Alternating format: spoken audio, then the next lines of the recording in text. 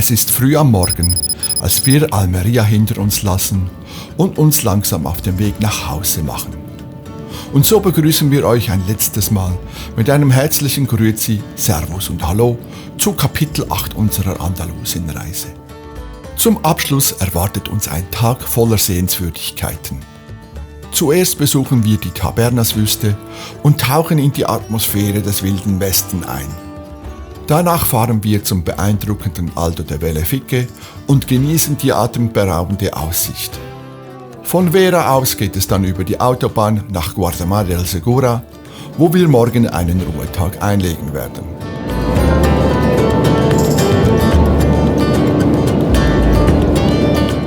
Die Tabernas-Wüste, die sich nördlich von Almería erstreckt, ist mit einer Fläche von etwa 280 Quadratkilometern die einzige Wüste in Europa. Ihre karge und trockene Landschaft, geprägt von sandigen Ebenen, Felsformationen und steilen Schluchten, macht sie einzigartig. Das Klima in der Wüste ist bekannt für seine extremen Temperaturen im Sommer und milden Temperaturen im Winter. Aufgrund seiner einzigartigen Landschaft ist die Wüste ein äußerst beliebter Drehort für zahlreiche Filme und Fernsehserien, insbesondere für Western. In den 1960er und 70er Jahren wurden hier die bekannten Sergio Leone Westernfilme wie Für eine Handvoll Dollar und Spiel mir das Lied vom Tod gedreht. Doch auch in der Neuzeit wurden dort Spielfilme wie Indiana Jones und der letzte Kreuzzug oder Conan der Barbar produziert. Einige der Filmkulissen kann man in den Parks Fort Bravo, Oasis oder Western Leone besichtigen. Da wir frühmorgens unterwegs sind, haben wir nicht unbedingt vor, einen dieser Parks zu besuchen. Außerdem finden die Western-Shows in der Regel am Nachmittag statt. Zusätzlich schreckt uns der hohe Eintrittspreis von fast 20 € etwas ab.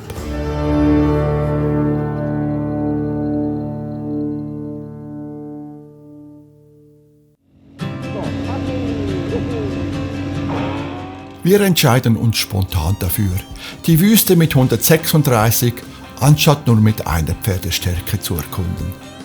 Irgendwo biegen wir einfach in eine Schlucht ein und folgen den Spuren im Sand, genau wie Winnetou, der tapfere Indianerhäuptling aus zahlreichen Filmen meiner Jugend.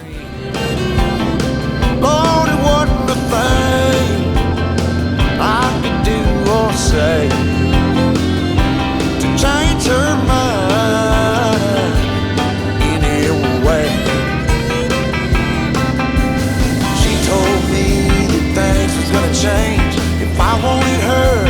I couldn't stay the same, so I stopped going out on Friday nights. I stopped drinking with the boys. Yeah, everything she asked I left in the past just to try to bring her joy. For the record, it can't be understated, all I've been domesticated. She told me to top off her Jeep, the one I bought her when I sold my old GT. Die meisten Wege und Pfade kann man sehr gut mit dem Motorrad befahren. Ab und zu muss man sich diese jedoch mit anderen, etwas größeren Fahrzeugen teilen. Ein kleiner Schwatz gehört logischerweise auch dazu. Schließlich sind wir in der Wüste unterwegs und Tipps und Tricks sind immer willkommen.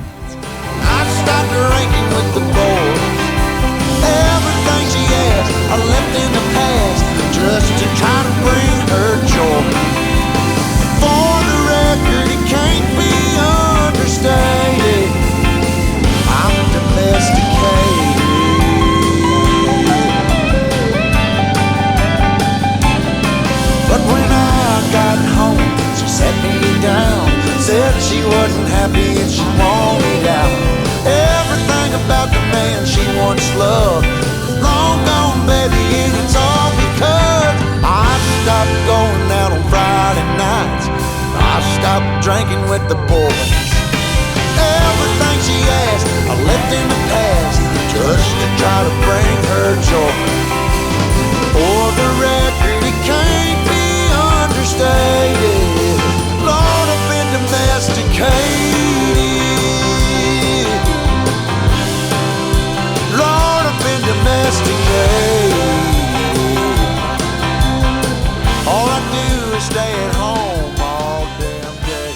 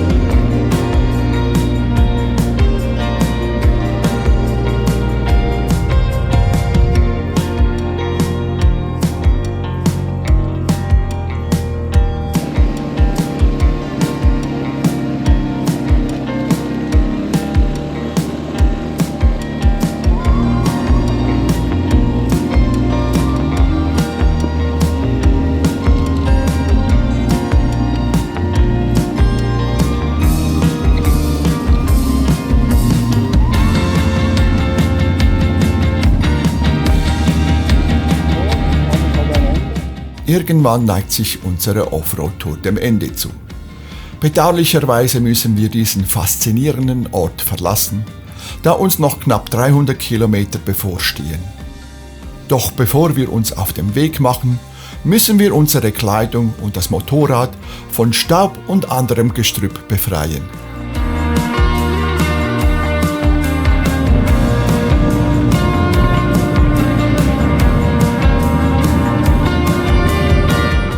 Nächstes Ziel, der Puerto de Vellefique, der sich auf einer Höhe von 1820 Meter über Meer befindet. Ursprünglich hatten wir diesen Pass nicht auf dem Fokus und wollten ihn einfach auf dem Weg mitnehmen. Doch es stellte sich heraus, dass es ein Fehler gewesen wäre, ihn auszulassen. Die vielen Serpentinen, besonders auf der Südseite, lassen das Herz jedes Motorradbegeisterten höher schlagen.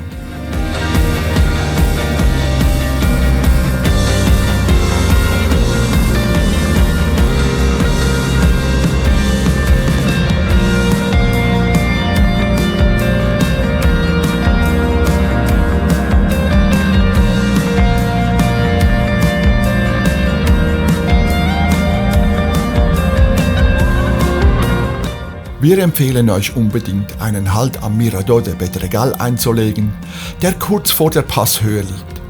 Von dort aus hat man einen wunderbaren Ausblick auf die Serpentinen.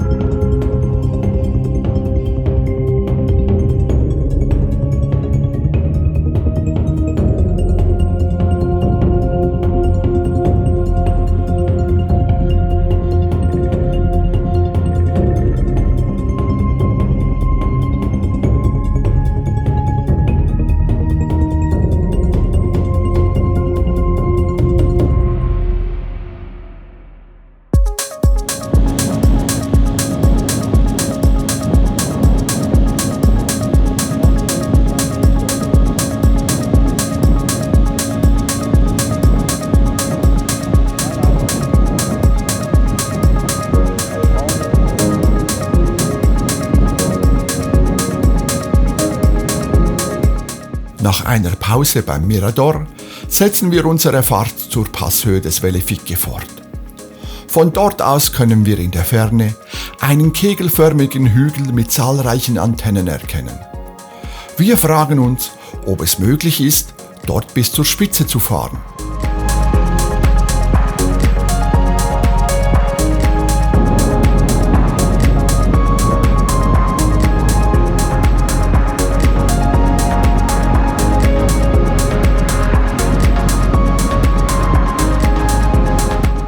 Tatsächlich führt eine Straße zum Hügel und nirgends ist ein Verbotsschild zu sehen. Also nichts wie los.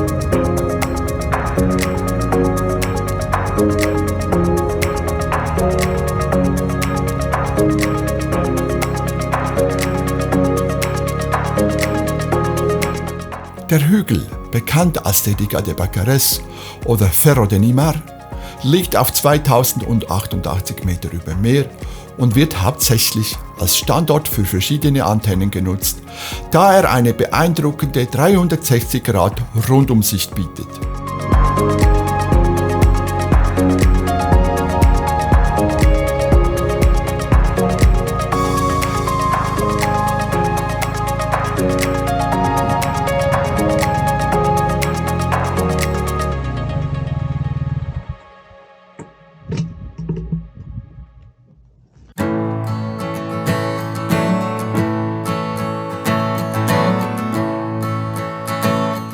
In der Ferne erkennt man die Sierra Nevada und im Vordergrund die Calar Alto Sternwarte. Der Gipfel spielt eine wichtige Rolle bei der geodätischen Verbindung, also die kürzeste Verbindung zweier Punkte zwischen Europa und Afrika.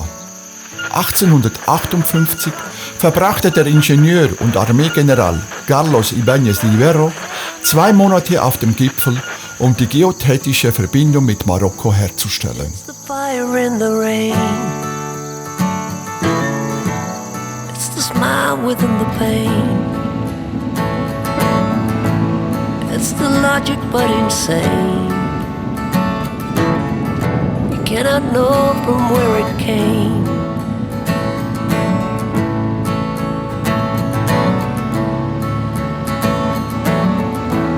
It's the fire in the rain. Auch die Abfahrt Richtung Bacarés lässt sich sehen. Eine Kurve folgt der nächsten. Einfach hervorragend. But insane.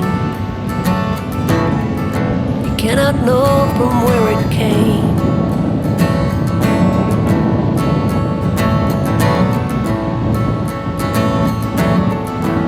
It's the fire in the rain. Smile within the pain.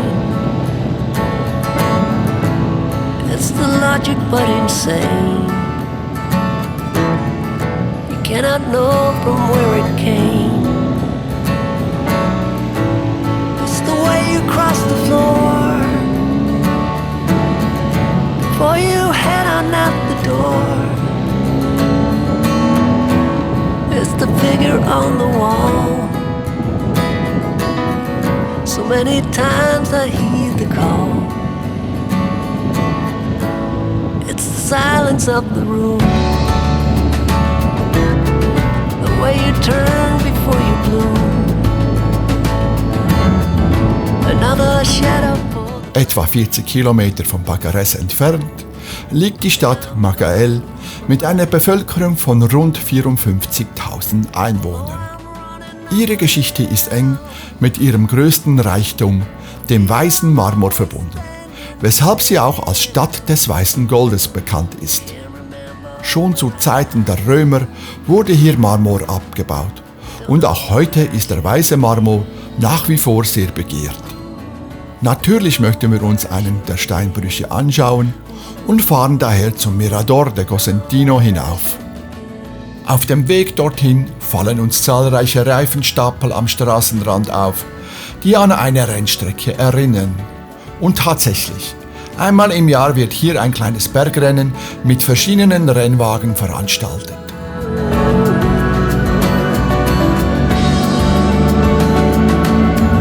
There's far too many of us here. A crowded planet full of fear. It's not the way it's meant to be. We should be happy living free. Although I'm running up a hill, I feel I'm always standing still. Can't remember where I've been. I don't know where I should begin. Vom Mirador aus hat man einen wunderbaren Ausblick auf die Steinbrüche. An den herumliegenden Marmorbrocken kann man sehr gut die besondere Marmorierung der Steine erkennen. I don't know where I should begin. I don't know where I should begin.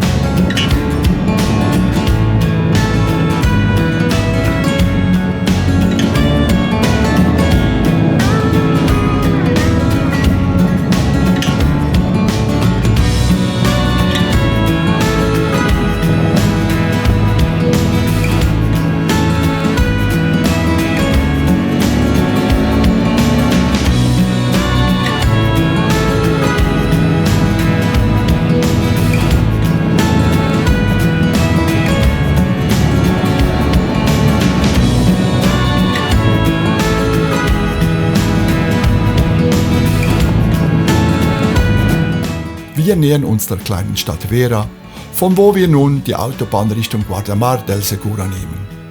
Es sind unsere letzten Kilometer auf andalusischem Boden.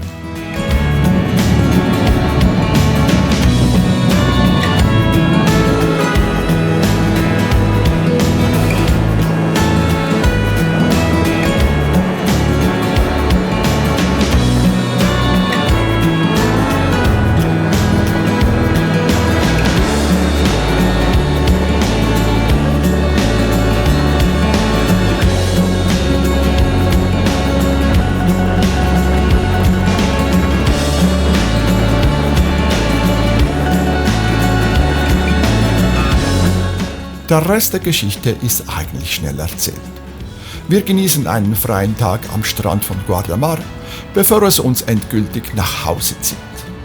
Vor uns liegen knapp 1800 Kilometer Autobahn, die wir in 2 Tagen absolvieren möchten. Und so ist es nun an der Zeit, ein kleines Fazit zu ziehen. Wir haben in knapp 3 Wochen eine fantastische Region bereist und dabei wunderschöne Gegenden, Dörfer und Städte kennengelernt. Dennoch haben wir nur einen Bruchteil Andalusiens gesehen. Auch 3 weitere Wochen würden nicht genügen, um alles zu entdecken. Und so bleibt uns nur die Erkenntnis, wir müssen irgendwann wieder nach Andalusien zurückkehren.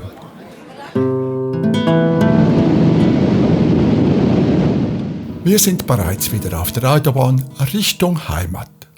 Unsere letzte Übernachtung werden wir in Roses kurz vor der französischen Grenze machen und eigentlich könnten wir unser Video an dieser Stelle beenden. Aber wie sagte einst der berühmte nette Herr in Jeans und schwarzem Rollkragenpullover: We have one more thing.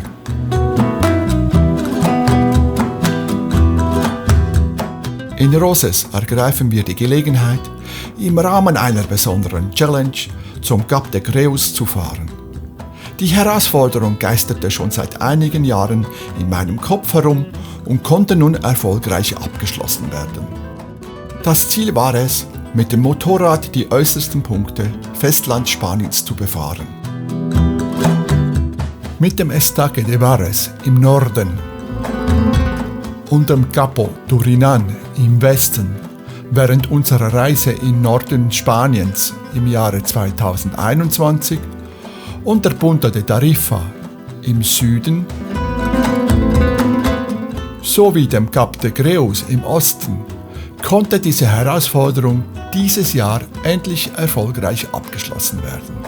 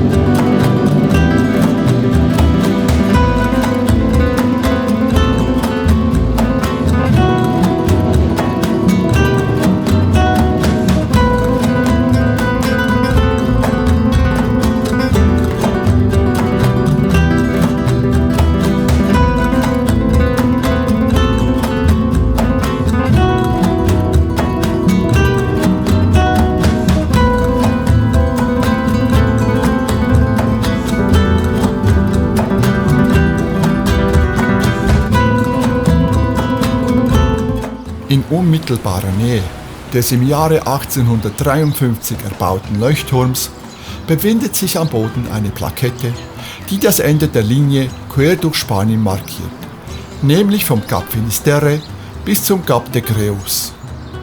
Wir genießen die letzten Stunden in Spanien bei tiefstehender Sonne und einem herrlichen Blick auf das Meer.